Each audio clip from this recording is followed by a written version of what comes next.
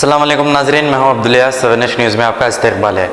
Rajiv Gandhi international airport में VIP arrival के पास कुछ टैक्सी ड्राइवर्स एक नौजवान को बेतहाशा पीट रहे हैं। क्या एयरपोर्ट के पास पुलिस नहीं होती है? ये सारा तमाशा हमारे व्यूवर ने कैमरे में कैद कर लिया है और ये झगड़ा कल रात में हुआ था। अगर कोई बाहर से आने वाले पैसेंजर ने देख लिया तो क्या असर पड़ेगा हमारे मुल्क पर। यहाँ पर बजाय ओला गाड़ियाँ रहने के प्राइवेट गाड़ी वाले ये पैसेंजर्स को ले जाते हैं और पुलिस तमाशा ही बनी है। आइए देखते हैं ये रिपोर्ट।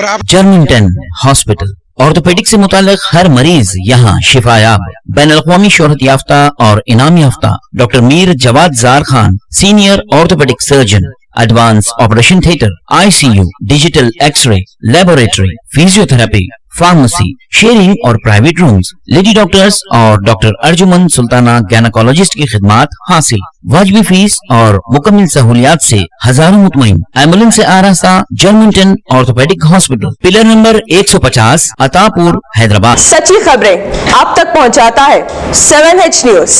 हकीकत जानिए, 7H न्यूज देखिए, लाइक कीजिए, शेयर कीजिए और सब्सक्राइब करना ना भूलें। 7H न्यूज, आपकी आवाज।